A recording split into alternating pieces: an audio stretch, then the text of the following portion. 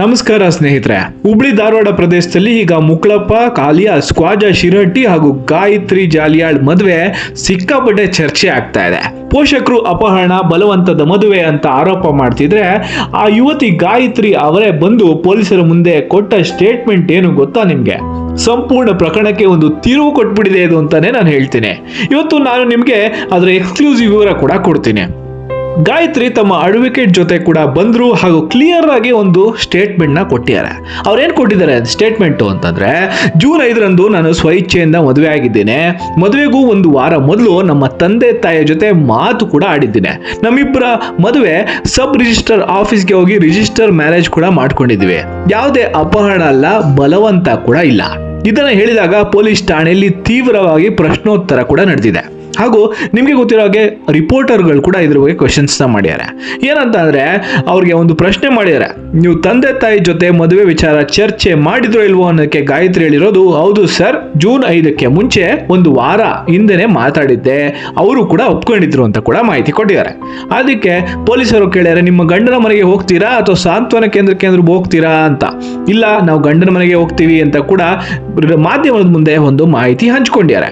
ಮದುವೆ ಸಮಯದಲ್ಲಿ fake document ಕೊಟ್ಟಿದ್ದೀರಾ ಅನ್ನೋ ಆರೋಪ ಕೇಳಿ ಬರ್ತಾ ಇದೆ. ಅದಕ್ಕೆ ನೀವೇನು ಹೇಳ್ತೀರಾ ಅಂತ ಅವರಿಗೆ ಕೇಳಿದಾಗ, ಅದೆಲ್ಲ ಸುಳ್ಳು ಸರ್, ನಾವು ಕಾನೂನುಬದ್ಧವಾಗಿ ಮದುವೆ ಮಾಡ್ಕೊಂಡಿದ್ದೀವಿ.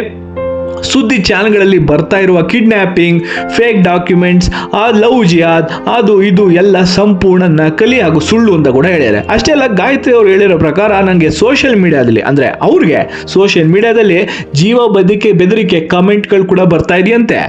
ನನಗೆ ಪೊಲೀಸ್ ಪ್ರೊಟೆಕ್ಷನ್ ಬೇಕು ಅಂತ ಕೂಡ ಕೇಳ್ಕೊಂಡಿದ್ದಾರೆ ಅಂತ ಒಂದು ಮಾಹಿತಿ ಬಂದಿದೆ. ಇದರಿಂದ ಪ್ರಕರಣ ಇನ್ನಷ್ಟು ಸೀರಿಯಸ್ ಆಗಿ ಕಾಣ್ತಾ ಇದೆ.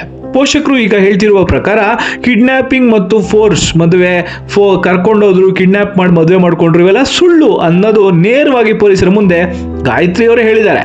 ಅದೇ ಸಮಯದಲ್ಲಿ ಅವರ ತಾಯಿ ಜೊತೆ ಕೂಡ ನಡೆದ ಒಂದು ಆಡಿಯೋ ಕ್ಲಿಪ್ ಕೂಡ ಚರ್ಚೆಗೆ ಕಾರಣವಾಗಿದೆ. ಹೀಗಾಗಿ ಈ ಪ್ರೇಮ ಮದುವೆ ಪ್ರಕರಣ ಈಗ ಸಂಪೂರ್ಣವಾಗಿ ಹೊಸ ತಿರುವನ್ನ ಪಡೆದುಕೊಂಡಿದೆ ಅಂತ ಹೇಳಬೇಕು. ಮಗಳೇ, ಅವ್ರು ಹೇಳ್ತಾರೆ ನನ್ನ ತಂದೆ ತಾಯಿ ಸುಳ್ಳು ಹೇಳ್ತಾ ಇದ್ದಾರೆ ಅಂತ ಕೂಡ ಅವ್ರು ಹೇಳ್ತಾ ಇದ್ದಾರೆ. ಈ ಕಡೆ ತಂದೆ ತಾಯಿ ಹೇಳ್ತಾರೆ ನನ್ನ ಮಗಳನ್ನ ತಲೆ ಕೆಡಿಸ್ಬಿಟ್ಟಾರೆ ಹುಡುಗ ಅಂತ ಕೂಡ ಹೇಳ್ತಾರೆ. ಅದೆಲ್ಲ ಏನೇ ಆದ್ರೂ ಕೂಡ ಈಗ ಮದುವೆ ಆಗಿದೆ ಅಂತಂದ್ರೆ ತಂದೆ ತಾಯಿ ಒಂದು ದೊಡ್ಡ ಮನಸ್ಸನ್ನು ಮಾಡಿ ಒಪ್ಕೊಂಡು ಅವರ ಜೀವನವನ್ನು ಚೆನ್ನಾಗಿ ನಡ್ಕೊಂಡು ಹೋಗ್ಲಿ ಅನ್ನೋದು ನಮ್ಮ ಆಶಯ. ಎಲ್ಲರಿಗೂ ಒಳ್ಳೆಯದಾಗಿ ಸುಖಾಂತ್ಯ ಕಾಣಲಿ.